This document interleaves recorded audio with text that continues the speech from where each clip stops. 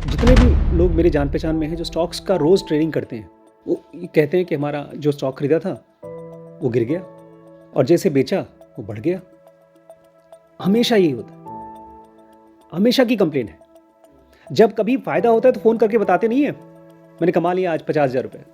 वो छुपा लेते हैं, लेकिन अंदर-अंदर सोचते रहते हैं कि और बढ़ता, और बढ़ता।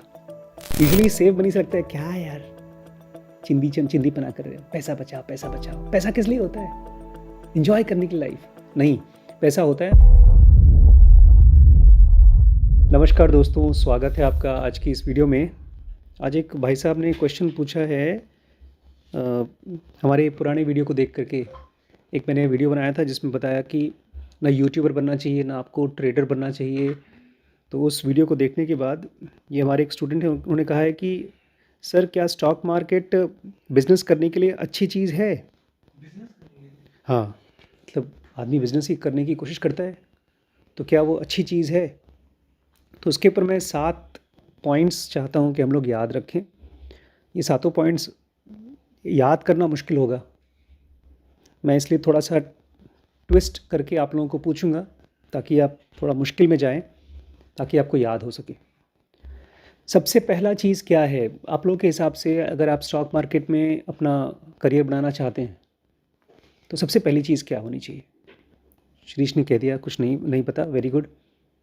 हम लोग ने मोनीश पबरई की एक सीरीज़ बनाई थी और वो एक ख़ास चीज़ के बारे में बात करता है, ऐसा बड़ा सा बॉक्स के बारे में। बोलता है जब वो बॉक्स आ गया उसके बाद से मैंने पैसा कमाना शुरू किया। उस बॉक्स में क्या था, उसका नाम क्या था? वो पहला रूल है। अगर आप ब्लैक बॉक्स नहीं भैया, ब्लैक बॉक्स तो हवाई जहाज में होता है। कैपिटल को ही बोलते हैं वॉर चेस्ट।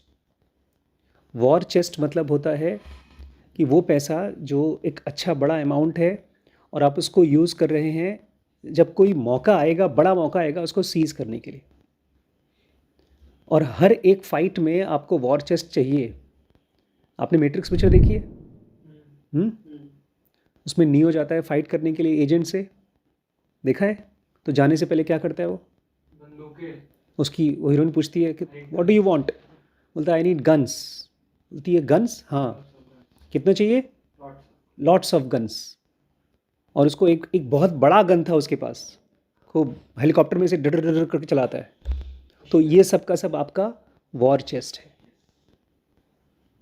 अच्छा कि अगर मान लो मेरे पास कभी अगर आप आज के आपके पास 25-30 हज़ार रुपये है तो आपके लिए स्टॉक मार्केट नहीं है। उसमें से 200-300 रुपये का भले खेल लीजिए। एक मेरा लिटरली दोस्त था, मैं, वो और एक और दोस्त, हम तीनों 9th और 10th साथ में ट्यूशन पढ़े हैं और उसने 9th से ही शुरू कर दिया स्टॉक मार्केट में इन्वेस्ट करना। और अब पता है कहाँ है वो? कोई गेस? लिटरली जेल में है वो, एक्चुअल जेल में। जेल में कैसे पहुंच गया? उसने ऐसे रिस्क लिए जो बिल्कुल नहीं लेने चाहिए थे। ये भी एक रूल है, हम लोग पढ़ेंगे सॉलिड मनी रूल में, ये भी रूल आपको बताऊंगा मैं कि कैसे आप इस तरह के फ्यूचर में ना फंसे। तो सबसे पहला रूल है कि आपके पास होना चाहिए एक बड़ा सा वॉर चेस्ट। वॉर चेस्ट पैसा वो नहीं होता जिसके ज़रिए आप अपना रोज़ी रोटी खाते हो। ये पैसा वो पैसा है जो आपने आराम से पड़ा हुआ है, 1 साल 2 साल 3 साल 5 साल 10 साल तक कोई डिस्टर्बेंस करने की ज़रूरत नहीं है। तो ये पहला पॉइंट है। दूसरा पॉइंट है कि स्टॉक मार्केट ख़ास तौर से कार की ड्राइविंग की तरह है, और वो भी नॉर्मल रोडों पे नहीं, माउंटेन्स पे। It is much more risky than a job और अ स्मॉल स्टार्टअप। ये रिस्क जब आप एड्स देखते हैं, ग्रो ऐप का ऐड देखते हैं या ज़रूरत का ऐप कोई कोई भी ऐप का ऐड देखते हैं, तो ये कोई बताता नहीं है आपको। और इसमें हमने अभी हम पढ़ने वाले हैं सॉलिड मनी रूल में एक ख़ास रूल, MICP। ये रूल नंबर 8 है हमारे सॉलिड मनी रूल का। मैं पहला वर्ड बता सकता हूँ, MICP। Man, M for man, I for in, C for man in the car paradox. Man in the car paradox. एक आदमी जब कार में बैठता है तो उसको क्या होता है? क्या है ये man in the car paradox?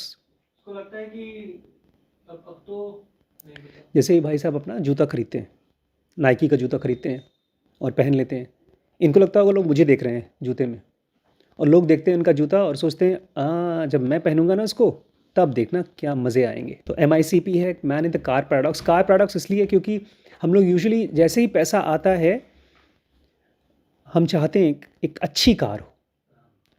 अच्छी कार हमेशा हमारे बजट के बाहर होती है। नहीं, मर्सिडीज़ तो बात की बात है। इवन हमारे अंकल थे OP श्रीवास्तव जी, वो तो खुद 100 करोड़ से भी ज़्यादा उनके पास प्रॉपर्टी थी, बट उन्होंने बुढ़ापे में, उनकी डेथ हुई है 70 में, और उन्होंने 65 के बाद में महंगी कार ली, वो भी टोयोटा। तो लेकिन माउंटेन ड्राइवर क्यों? बिकॉज आपको रिस्क पता होना चाहिए हर एक चीज़ का। माउंटेन ड्राइवर्स बहुत फास्ट चलाते हैं लेकिन उनको रिस्क बहुत अच्छे से टैकल करना आता है। आई स्पेशली माउंटेन ड्राइवर्स, या जैसे जंगल में कोई प्रेडेटर होता है जो शिकार करते हैं, अपने आप को बचाना और शिकार करना, ये रूल मतलब ये ट्रिक्स हैं स्टॉक मार्केट के। आपको एकदम शिकारी की तरह देखते रहना पड़ेगा, प्लस अपने आप को ही बचाना पड़ेगा। तो ये सेकंड पॉइंट है, you have to be the mountain driver, MICP man in the car paradox, कि आपको कभी भी कोई ऐसा सामान नहीं खरीदना है जिसकी वजह से आपको लगे कि मैं अमीर हूँ, तो आप अमीर नहीं बन पाएंगे। जिसको लगने पर खर्चा कर रहा है वो आदमी स्टॉक मार्केट से, वैसे तो किसी भी बिजनेस से नहीं कमा पाएगा, बट स्पेशली स्टॉक मार्केट से नहीं कमा पाएगा। थर्ड है a great control over dash. बताइए किस चीज़ के ऊपर? Cravings, spending. इमोशंस। स्पेंडिंग तो बाद में आएगा, हो सकता है आप स्पेंड नहीं कर रहे हैं, लेकिन आपका एक दोस्त है जो बहुत परेशान है, उसको 2 लाख रुपए चाहिए क्योंकि उसके पिताजी बीमार हैं, और लेके चला गया। उसके पता चला पिताजी तो ठीक थे, वो गए थे ऊटी घूमने के लिए, और बीमार कौन था? उसकी गर्लफ्रेंड का नेकलेस या उसकी गर्लफ्रेंड का कुछ मोबाइल नहीं खरीदा था उसने बेचारे ने।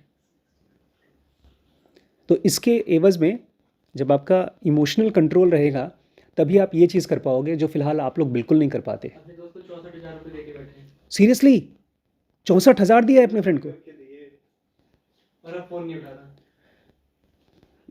आप लोग कभी भी ये नहीं सोचते ना, ये रूल हमारा 10th रूल है, सेव मनी का 10th रूल। कौन सा? SM, save money. लेकिन ये रूल ना, सेव मनी तो बहुत क्लीशे लाइन है। ये बताइए क्यों, क्या लिखा है उसमें? Why should we save money? ये स्पेशली फाइनेंस के लिए है, इसमें एक्सरसाइज वगैरह नहीं आएगा। इसमें आएगा पैसा कहाँ खर्च करें कि हमको और पैसा मिले। जैसे आपने कहा स्टॉक मार्केट में, म्यूचुअल फंड में पैसा लगाना है तो स्मॉल कैप में लगाओ या लार्ज कैप में लगाओ। कोई कहेगा फ्यूचर एंट्री, नहीं क्या बोलते हैं, फ्यूचर एंड ऑप्शंस में लगाओ। कोई कहेगा ज़मीन खरीद लो, कोई कहेगा गोल्ड में, कोई कहेगा नहीं ऑनलाइन गोल्ड खरीदो। और इस तरह से अलग अलग ऑप्शंस हैं। लेकिन ये सारे ऑप्शंस जब आप कर लेंगे, तो आपने मान लीजिए गोल्ड खरीद लिया, तो गोल्ड कितने साल में बढ़ेगा ये आपके कंट्रोल में नहीं है।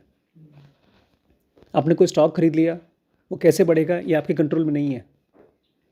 और जो पैसा आपने कमा लिया है वो पैसा तो आपके पास है, तो अगर आप उसको बचाते हैं तो ये एक अमीर बनने का कंट्रोलिंग फैक्टर है।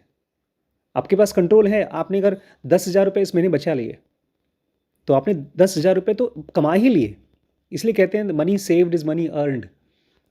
इसलिए जब कभी आप लोग में से कोई बड़ा खर्चा करता है तो मुझे लगता है बाप रे बाप, आज इसके पास 10,000 रुपये हैं और ये 5,000 रुपये खर्च कर दिया, इसका मतलब इसके पास मान लो 1 करोड़ रुपये होगा तो ये 50 लाख आराम से खर्च कर देगा।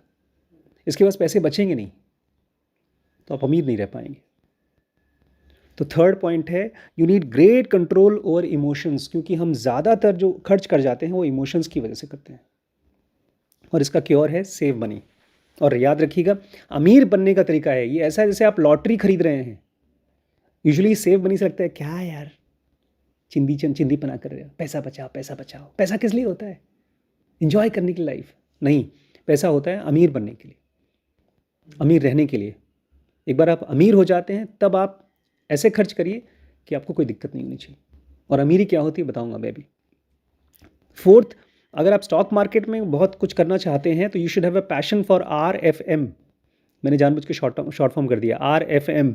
आर से रीड है, FM financial statements, financial reports. और ये ऐसे पढ़ना आना चाहिए जैसे आपको आता है खाने को सूंघना, खाने को टेस्ट करना। दुकान पहचानते हैं आप लोग कि उसकी चाट अच्छी है, उसकी जलेबी अच्छी है, ये वाली दही बड़ी अच्छी थी, आज आपने चाप खाया है। तो इसमें आपकी हेल्प करेगा हम लोगों का R more than R. R more than R वाला रूल नहीं पता? 11th रूल है भाई।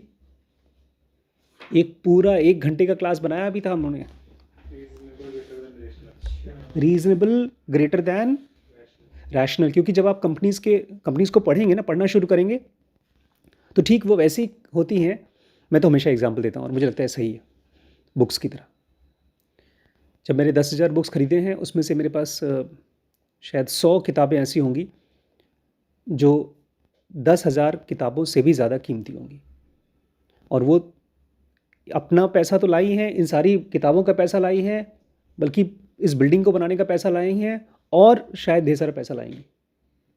ये आया है रीज़नेबिलिटी से। जब मैंने किताब खरीदा तो मैंने उसको 1 आध 2 पेज पढ़ा, मुझे लगा वाव। बल्कि ये जो सीरीज़ हम बना रहे हैं थिंक अगेन, वो मैंने वाव फैक्टर आया था कुछ साल पहले, फिर से जब पढ़ना शुरू किया तब रियलाइज़ हो रहा है कि कितनी इंपॉर्टेंट है।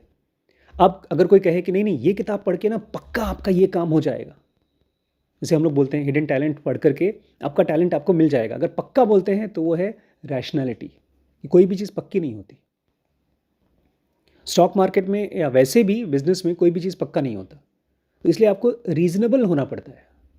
और रीज़नेबल क्या है, रैशनल क्या है, इसको काफ़ी डिटेल में हमने समझने की कोशिश की है। कुछ आइडिया आप लोगों को क्या होता है रीज़नेबल वर्सेस रैशनल जब आप बिज़नेस करने की कोशिश कर रहे हैं? इसको मैं छोटे से एग्जांपल से समझाता हूँ। आपने कोई स्टॉक खरीदा, जैसे यूजुअली जितने भी लोग मेरे जान पहचान में हैं जो स्टॉक्स का रोज़ ट्रेडिंग करते हैं, वो ये कहते हैं कि हमारा जो स्टॉक खरीदा था वो गिर गया, और जैसे बेचा वो बढ़ गया। हमेशा यही होता है, हमेशा की कंप्लेन है। जब कभी फ़ायदा होता है तो फ़ोन करके बताते नहीं है मैंने कमा लिया आज 50,000 रुपये, वो छुपा लेते हैं, लेकिन अंदर अंदर सोचते रहते हैं कि और बढ़ता और बढ़ता। और जैसे ही उन्होंने उसको बेचा, एक प्रॉफिट पे बेचा, मान लीजिए आज मैंने 2% प्रॉफिट कमा लिया, 1 लाख पे 2% कितना कमाया? 1 लाख पे 2% रुपये कितना आया? 20% होगा वो, 2,000। अरे यार, एक दिन में आपने 1 लाख रुपए दिया और 2,000 रुपये कमा लिया, तो 2,000 तो कमाया और आपका गया कुछ नहीं। लेकिन अगर आपके दोस्त ने उसी शेयर से 3,000 रुपये कमाया तो बोलेंगे क्या यार, पैसे बर्बाद हो गए मेरे, 1,000 रुपये बर्बाद हो गया, मतलब वेस्ट नहीं मिला मुझे, मैं कमा सकता था। ये है एक रैशनल आदमी की सोच, जो एकदम मैथमेटिक्स से सोचता है कि वो जो कमा रहा था वो मैं भी कमा सकता था। तो कमा सकते थे तो कमाए क्यों नहीं? क्योंकि तुम नहीं कमा सकते थे। तुम्हारी रीजनेबल अंडरस्टैंडिंग यही थी कि अब इसको बेच देना चाहिए। जैसे 2 आदमी गाड़ी चलाते हैं, एक आदमी 100 की स्पीड से चलाता है और आराम से ब्रेक लगा लेता है, एक बोलता है नहीं भैया 60 के ऊपर नहीं ले जाऊंगा, मैं गाड़ी को कंट्रोल नहीं कर पाता। और वो 100 वाला अगर जल्दी पहुंचता है या उसके एक्सीडेंट होते हैं तो दोनों रिस्क या फ़ायदे उसी के हैं। आप कम रिस्क लेने वाले हैं तो आपको कम फ़ायदा मिलेगा, बट आप सेफ भी रहेंगे। इसलिए you should be having passion for reading financial statements. उससे आपकी रीजनेबल अंडरस्टैंडिंग बढ़ेगी, रैशनल नहीं। आप किसी कंपनी का इनसाइड आउट, हर एक चीज़ का डिटेल, उसके सीईओ की सैलरी क्या है, उसका मंथली खर्चा क्या है, उसके पास कितनी प्रॉपर्टी है, क्या क्या क्या क्या एसेट्स हैं, सब कुछ नहीं पता चलेगा। लेकिन आपको रीजनेबली मालूम पड़ जाएगा कि ये कंपनी इस कंपनी से अच्छी है, और ये केवल फाइनेंशियल स्टेटमेंट से ही मालूम पड़ता है। इसलिए वॉरेन बफेट का बहुत फेमस स्टेटमेंट है कि आप फाइनेंशियल स्टेटमेंट को पढ़ना शुरू करो। अगर कोई आदमी छुपाना चाहता है कुछ तो आप पकड़ना शुरू कर दोगे, लेकिन उसके लिए आपको आना चाहिए। अदरवाइज़ आप प्लीज़ स्टॉक मार्केट में मत घुसिए। कंपनीज़ का प्रॉफिट एंड लॉस दूसरे लोग देंगे आपको, प्रोफाइल बना के दे देंगे। बहुत से ऐप आते हैं उसमें बता देंगे कि नहीं इस समय ये ट्रेंडिंग है, ये कंपनी, ये सेक्टर ऊपर जा रहा है। बट फाइनेंशियल स्टेटमेंट पढ़ना आना चाहिए। ये सब मुझे नहीं आता, इसलिए मैं स्टॉक मार्केट में बहुत खेलता नहीं हूँ। बल्कि 5th वाला मेरा जो पॉइंट है वो तो वॉरेन बफेट ने किया है शुरू में, और बहुत से लोग करते हैं। Visiting companies and the owners if possible. Warren Buffett शुरू में उसको एक एक नाम था, वो उनके गुरु करते थे। वॉरेन बफेट के गुरु कौन थे?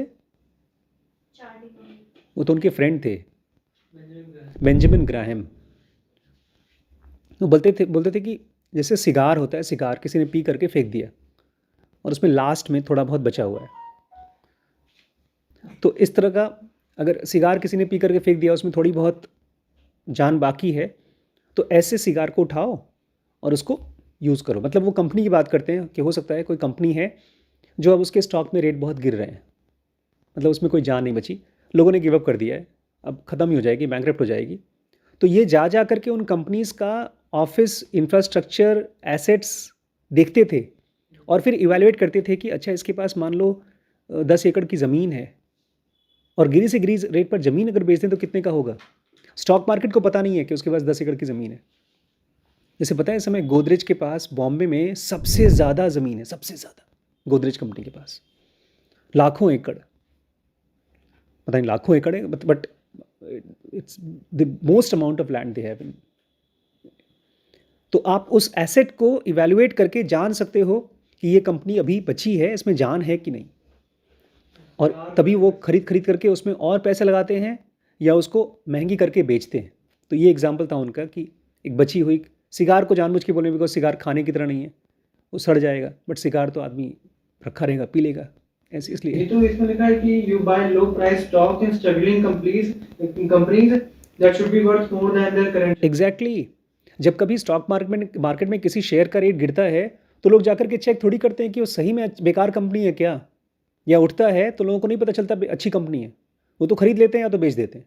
लेकिन वॉरेन बफेट जैसे लोग बोलते हैं अरे यार कंपनी तो अच्छी थी, फिर डूब क्यों रही है। और अगर उनके पास पेशेंस है तो अपनी कार में बैठ बैठ कर मीलों दूर जाता था, अगले शहर में जाकर के देखता था कि वो उसकी फैक्ट्री कहाँ है, उस फैक्ट्री के लोगों से, ओनर से मिलता था, उनसे पूछता था दिक्कत क्या हुई, तब जाकर के डिसाइड करता था कि कंपनी बेकार है। और अगर उसको कोई कंपनी अच्छी लग गई और उसका स्टॉक बहुत लो रेट पर बिक रहा है, कोई नहीं खरीदना चाहता, वो पूरी की पूरी कंपनी खरीद लेता। तो इसके लिए you should be willing to visit the owners and the companies. इसमें आपकी मदद करेगा फिफ्थ रूल हमारा GWSW। GWSW क्या है? Getting wealthy versus staying wealthy. आमतौर पे हम लोग सोचते हैं फटाफट अमीर बन जाएं, लेकिन जब आप ऐसी कंपनीज खरीदेंगे तो फटाफट अमीर नहीं होंगे आप। हाँ, अगर आपने कोई अच्छी कंपनी खरीद ली है तो आप अमीर होंगे। बहुत सस्ते रेट पे एक तरह से ज़मीन मिल गई आपको। इसमें तो बहुत डिटेल बात करने वाले हैं, getting wealthy versus staying wealthy. क्यों हम लोग जल्दी अमीर बनना चाहते हैं?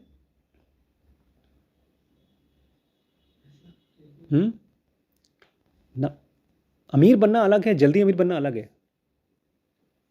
हम कोई भी चीज़ जल्दी क्यों करना चाहते हैं? पेशेंस नहीं है। और पेशेंस क्यों नहीं होता हमारे अंदर? इमोशंस पे कंट्रोल नहीं है। इमोशंस पे कंट्रोल नहीं है। Very good. कल हमने उसमें पढ़ा था रमन महर्षि के एक वीडियो में कि अगर आपको बार बार अपने आप को प्रेजेंट मोमेंट पे लाना है, सेल्फ पे लाना है, तो क्या करना चाहिए? कमज़ोर माइंड को कैसे स्ट्रॉन्ग करना चाहिए? प्रैक्टिस, अभ्यास। तो हमारे पास प्रैक्टिस भी नहीं है। जो भी हम करना चाहते हैं, पेशेंस के लिए प्रैक्टिस चाहिए होता है। Getting wealthy and staying wealthy. Getting wealthy is easier part, staying wealthy is difficult part. क्योंकि एक आदमी के पास मान लो 5 लाख रुपए इकट्ठे हो गए तो उसके हिसाब से तो अमीर हो गया। उसके पास पहले 5,000 नहीं थे, आज 5 लाख हो गए। अब 5 लाख हो गए तब वो उसका क्या करता है, वो पॉइंट है। क्या वो उसमें गाड़ी में बैठ करके किसी कंपनी को विजिट करता है या अपने दोस्त के साथ वर्ल्ड टूर करने चला जाता है? क्योंकि वो बोरिंग काम है। अभी रिसेंटली मैं एक मैम को जानता हूँ, उनकी बहुत तबीयत ख़राब है, किडनी ख़राब है, तो किसी से मिलने जाना चाहती थी, कोई डोनर था, नहीं गई बेचारी, उल्टा उस पैसे को खर्च करके बाली घूमने चली गई। हाँ, बिकॉज घूमना फिरना, एंजॉय करना आपके इमोशंस और बॉडी दोनों के लिए अच्छी अच्छी लगती है। और उसमें जाकर के किसी आदमी से बात करना था कि क्या मेरे को आप देंगे, किडनी देंगे, और पता नहीं वो मना कर दे, अच्छा लगे ख़राब लगे। वो बोल रही थी कि मैं मन नहीं किया, अकेले जाने का मन नहीं किया, एनर्जी नहीं थी। और वो इंडिया में ही है और बाली तो इंडिया से बाहर है। Staying wealthy versus getting rich. Getting rich is not the difficult part, staying rich is the difficult part. इसलिए आपको कोई ऐसा पैशन खोजना पड़ेगा जहाँ पर आप पानी की तरह पैसा ना उड़ा दें. अमीर तो बहुत से अमीर घर के बच्चे भी अमीर हो जाते हैं, लेकिन उसके बाद कब तक अमीर रहते हैं? कब तक रहेगा सफ़ेद? जब तक माँ बाप कमा रहे हैं तब तक हम रहेंगे. अच्छा, मान लीजिए आप कंपनीज को विजिट नहीं कर पाते तो सिक्स चीज़ तो कर ही सकते हैं. छठा, हालांकि वो मुश्किल है, product evaluation for its cost, quality and rate. मान लीजिए आप शैम्पू यूज़ कर रहे हैं, एक तरफ डव का शैम्पू यूज़ कर रहे हैं, एक तरफ लक्स का, एक तरफ हेल्थ केयर क्लिनिक प्लस का. तीनों के रेट अलग अलग हैं.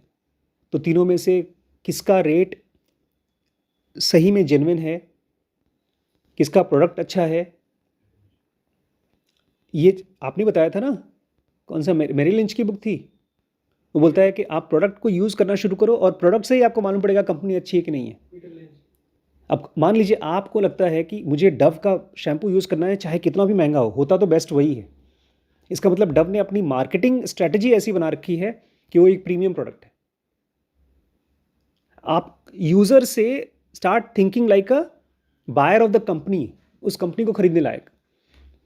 और इसमें आपकी हेल्प करेगा हमारा rule number 6 TYW. Rule number 6 TYW क्या है? Tails you win. मतलब आप जब इस तरह की इवैल्यूएशन करेंगे ना, प्रोडक्ट को इवैल्यूएट करेंगे, तो आपको इवैल्यूएशन हो नहीं पाएगा, ठीक से आप कर नहीं पाएंगे.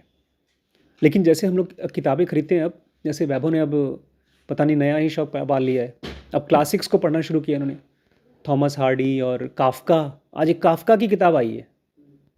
और कौन सी किताब ली है आपने? दोस्तोवस्की की किताब ली है. किसका नाम भी नहीं ठीक से पढ़ने आता. दोस्तोवस्की, मैंने पढ़ा है. दोस्तोयवस्की. अच्छा, और सिगमंड फ्रॉइड को पढ़ रहा हूँ. सिगमंड फ्रॉइड को पढ़ रहे हैं. खैर, लेकिन देखिए, जो आदमी राइटर बनना चाहता है ना, वो धीमे धीमे वो एक कंटेंट का इवैल्यूएटर हो जाता है, वो अप्रिशिएट करता है. अभी तो खैर आप क्लासिक्स पढ़ रहे हैं, ऐसे ही जब आप एक प्रोडक्ट को इवैल्यूएट करना शुरू कर देते हैं तो आपको इंटेलिजेंस के साथ साथ इमोशनल किक भी मिलेगा. अरे यार, ये वाला जो माल है ना सस्ता है और कंपनी अभी इतने रेट पर बेच रही. पक्का मुझे याद है, एक कंपनी आज से करीब 20 साल पहले आई थी, हम लोग कोलगेट यूज़ करते थे, उस कंपनी को हम लोग कोई जानता ही नहीं था. पेप नाम कुछ था. और घर पे आई, एक ट्यूब के साथ दूसरा ट्यूब बेच रहे थे वो, एक के साथ एक फ्री. सही कह रहे हैं आप, पेप्सोडेंट नाम था. और मुझे लगा कि यार ये क्या बेकार कंपनी है. और अब पेप्सोडेंट तो बहुत बड़ी ब्रांड हो चुकी है. तो वो डबल कलर वाला निकलता है. सब ढेर सारे हैं, मतलब पेप्सोडेंट के भी ढेर सारे फ्लेवर्स हैं. तो हो सकता है आप सही तरीके से इवैल्यूएट नहीं कर पाएंगे प्रोडक्ट्स को. यूनिलीवर का है प्रोडक्ट. हाँ, यूनिलीवर का है. लेकिन फिर भी आपको इतना आइडिया आना शुरू हो जाएगा कि अगर 10 में से आपने एक भी सही प्रोडक्ट को इवैल्यूएट कर लिया तो आपको ढेर सारा पैसा कमा के दे देगा. ये हम लोगों को बहुत लेट मालूम पड़ता है. जैसे एक बहुत बड़ा इन्वेस्टर है, मुझे नाम नहीं याद है, हमने उसी में कवर किया है, smarter happier, richer wiser happier. उसमें एक भाई साहब हैं, बहुत बड़े इन्वेस्टर हैं. वो अपनी कार में बैठकर वॉरेन बफेट की तरह कहाँ गए थे पता है? अपने मस्को के यहाँ, इलॉन मस्क के यहाँ.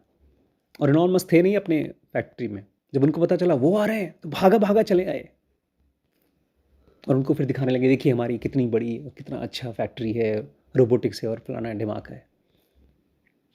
तब वो भी इम्प्रेस्ड हो गया. फिर वो गया, फिर उसने पैसा लगाया, टेस्ला में काफ़ी पैसा लगाया. और आजकल आपको पता है आपके बिल गेट्स जी क्या कर रहे हैं? टेस्ला को शॉर्ट कर रहे हैं. शॉर्ट करना जानते हैं क्या होता है? तो फिर आप स्टॉक मार्केट में कैसे पैसा कमाएंगे?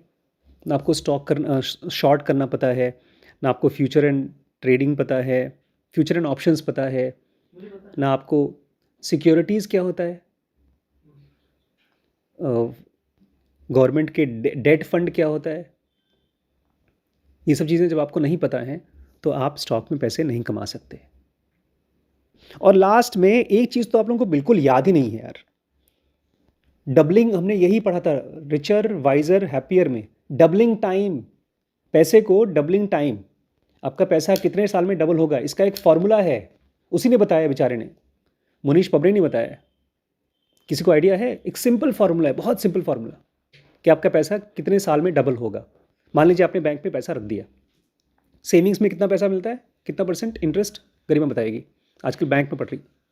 तो बैंक के बारे में पढ़ाई कर रही हो, सेविंग्स में कितना पैसा मिलता है? किसी ने बैंक में पैसा रखा नहीं है?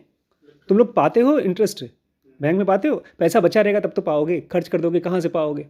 कितना डिपेंड करता है, जैसे मेरे में 2 लाख के ऊपर पे 6.25 ठीक है। तो फार्मूला समझिए, ये फार्मूला रट लीजिए, आँख में जब नींद आए तब भी, सपने में हो तब भी याद रहना चाहिए। 72/R, R है परसेंटेज इंटरेस्ट। अगर आपको बैंक दे रहा है 6%, 72/6 कितना हो गया? 12। तो आपका पैसा कितने टाइम में डबल होगा? 12। लेकिन अगर आप बहुत समझदार हैं, आपने म्यूचुअल फंड में पैसा लगा दिया और उसमें आपका रिटर्न आया 10%, तो कितना टाइम लगेगा उसको डबल होने में? 7.25 साल। तो इसलिए वो कह रहा था देवांश, अरे 35%, 40% तो मैं भी नहीं निकाल सकता, और वैसे बोला था निकल जाएगा निकल जाएगा जी, लेकिन जब निकालने का टाइम आया, ये डबलिंग टाइम बोलते हैं। और डबलिंग टाइम के लिए आपके पास एक बड़ा सा वॉर चेस्ट होना चाहिए, एक बड़ा अमाउंट होना चाहिए जिसको आप रखते हो और छोड़ देते हो 7 साल के लिए, 8 साल के लिए। आजकल उसमें पीपीएफ में कितना परसेंट मिलता है? पीपीएफ में कितना पैसा मिलता है परसेंट? एफडी में कितना मिलता है? ये सब चीज़ आप लोगों को पता नहीं, और आप लोग स्टॉक मार्केट की ट्रेडर बनना चाहते हैं और ग्रेट बिजनेसमैन बनना चाहते हैं। 7.1%। तो डबलिंग टाइम कितना होगा? 10 साल। तो अगर आप एफडी में 10 लाख रुपए डाल सकें तो 10 साल लगेंगे उसको 20 लाख होने में। और अगर आप ये कर सकें तो ये बहुत बड़ी चीज़ है, क्योंकि मेन प्रॉब्लम होती है ये क्या, खुजली। यार 10 लाख है यार, एक तो जूता ले ही सकता हूँ। मोबाइल मेरा पुराना हो गया, अब तो अपडेट करने का टाइम आ गया। ज़मीन तो बड़े पापा देखेंगे, तब वो बताएंगे, तब हम अपने आप तब प्लान कर लेंगे तब तक। तो ये कुछ पॉइंट्स हैं जो अपने आप में हम लोग सॉलिड मनी रूल में बहुत अच्छे से डिटेल में कवर कर रहे हैं। आप लोग अगर मान लीजिए सीरीज़ को देखना चाहते हैं तो dkbrains.com में जाके चेकआउट कर सकते हैं। ठीक है।